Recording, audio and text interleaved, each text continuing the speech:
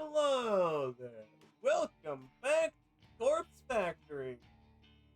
We're still going. And stuff. Wait, this is good. This is far better than him believing I'm Corpse Girl.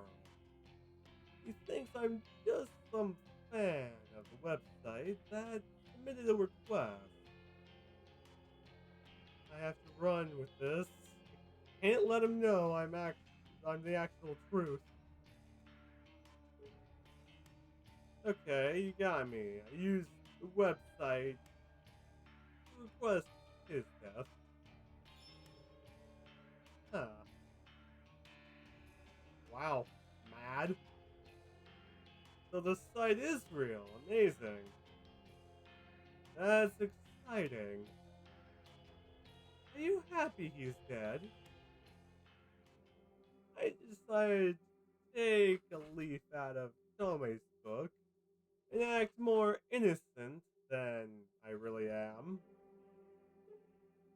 Not really. I just made the request on a whim to see what would happen. I didn't think it would really work. Wow, so you didn't hate the guy, did she? Yeah, you freaking pronounced that. No, I never even met him. Just found his photo on the internet. Incredible, Corpse Girl kills with just a photo. Doesn't even need a name. Wonder how many other Vics I've got here. Lol. Have you got here to go? Locked off soon. Locking off soon. Talk later.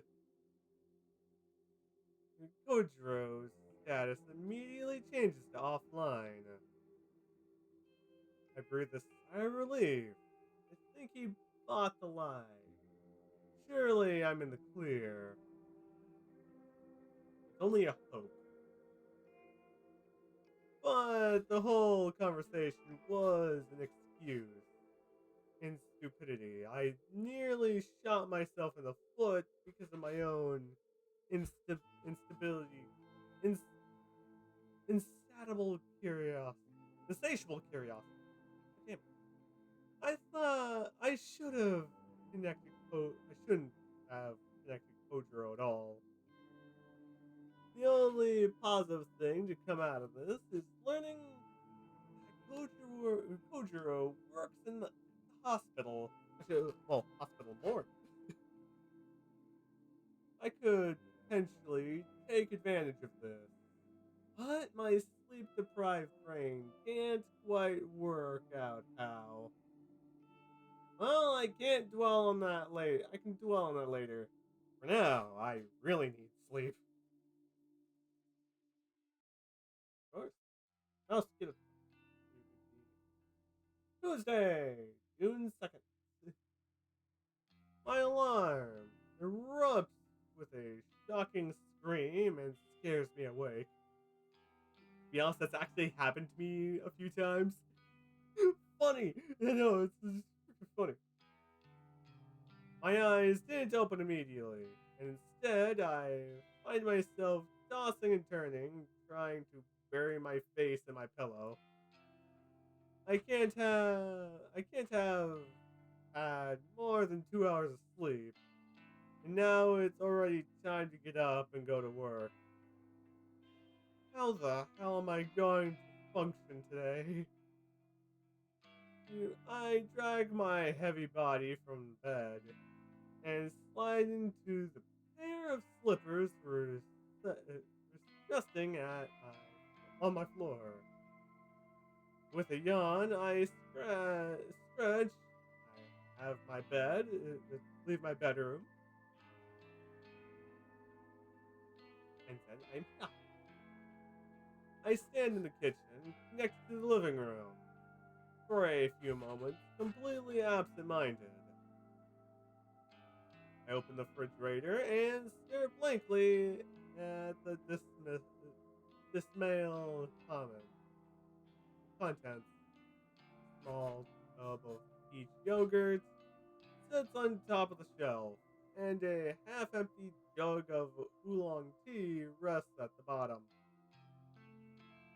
I grab the yogurt and peel off the lid without even touching a spoon. I simply pour a little into my mouth. I consume about half the tiny portion and wipe my mouth, throwing before throwing the leftovers in the trash can. That will be enough to spike my energy for the morning.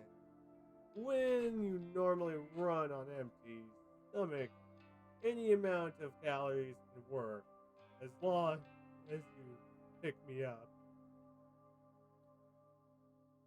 Okay, to an extent, I'll have to say yes because yeah, I've had a similar time before. I'm not explaining when. I make a mental note to collect 2 or 3 cans of coffee from the convenience store on my way to work. They should carry me through the rest of the day. Perfect. The rest of the early morning is spent applying makeup and getting dressed. I'm out of the door at the same time as every other day. Perfect. To stop myself from nodding off at my desk, I decide to rearrange my personal effects.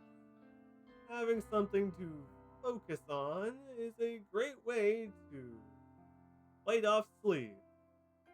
For now, unlike the other employees here, I don't tend to keep too much at my workspace.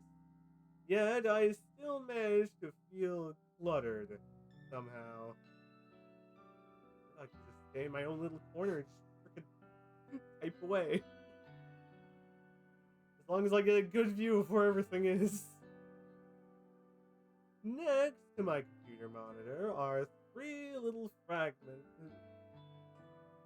figurines that I collected from toy capsule machines.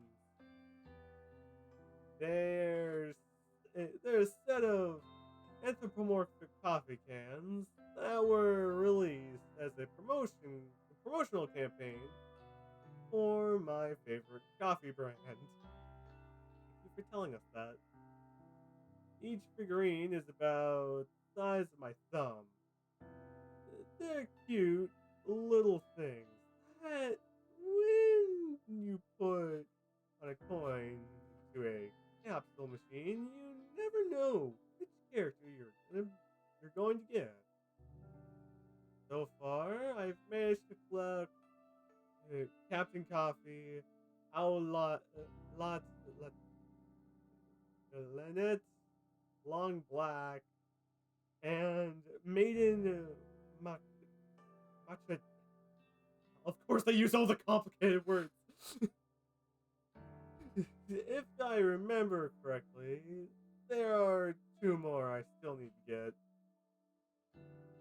But the capsule machine seems to be out of rotation now because they've been replaced with different series of toys. If I ever want to collect the remaining figures, I'll probably need to buy them online. Oh well, I'm not invested in having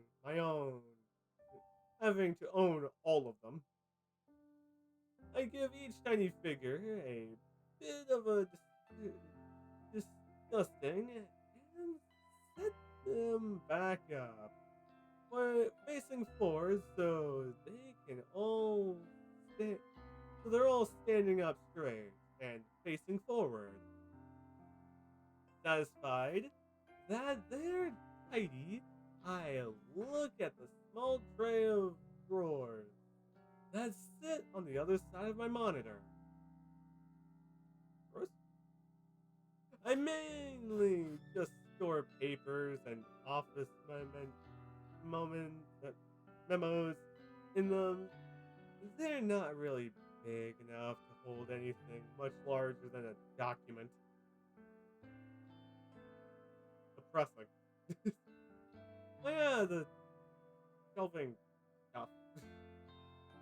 I'm rummaging through the drawers and discard a few old notices that aren't relevant anymore. When I'm done, I file away a couple of loose papers that have been floating around my desk for the last week. Okay, now we know. With that complete, I straighten up my keyboard so it's parallel to my mouse pad. I give the keyboard a thorough dusting and then lean back in my chair and admire my work. The desk, it looks much nicer now. I clean my workspace. It it invites a clear state of mind, or so my coworkers have me believe. Who freaking bad? Maybe I'll buy into that a little bit now that I can see the effects of for myself. The corner of my eyes catch a glimpse of bundle of hair, and I turn to watch Tomei enter the office. He nods at Shinya as she walks by his desk and continues nonchalantly towards her own workspace. Since her desk is in my line of sight, I have the perfect vantage point to watch her put her belongings down and take a seat. Perfect. I feel a sudden strange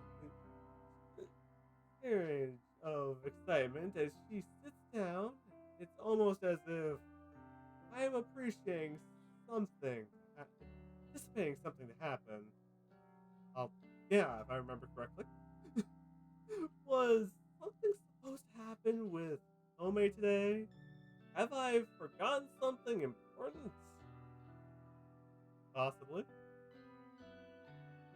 My tired mind can't really focus on those thoughts.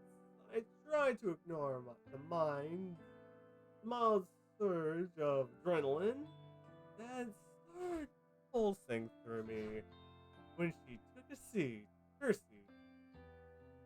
I distract myself by sitting up at my computer and looking over the list of today's tasks. We'll see what happens. It looks as though I need to correct a few entries I uploaded to the company server yesterday. In my previous distracted state, it's possible I made a few uh, typological errors. That's far enough. I'll get to work on currently uh, correcting the data. I open up a few programs and list the worrying of my computer tower. Nearing throwdown in the claymore of the office environment. Did I say claymore? It's clamor. The next sound I hear, eclipsing the noise of the computers and the office completely and absolute absurdly, a terrified shrieking silence through the air, like a knife, leaving a deadly ring silence in its wake. Shit. I stumble to my feet, purely out of instinct, scanning the source of the scream. I didn't have to look very far for my eyes to fall upon a distressed Home kneeling on the floor and clutching her face. She's on the ground next to her desk, staring down unblinkingly, her fingers white from the strain of clawing at her own head. In the sudden chaos of people rushing to her side, I somehow managed to notice that one of her drawers in her desk is wide open. An open drawer. As an as tired and exhausted as I am, the significance of the open drawer isn't lost to me. It lost on me, which we will figure out next episode on what happened. So, hopefully you guys have a great moment time and a great day too. Well, we question what's gonna happen next. See you guys next time.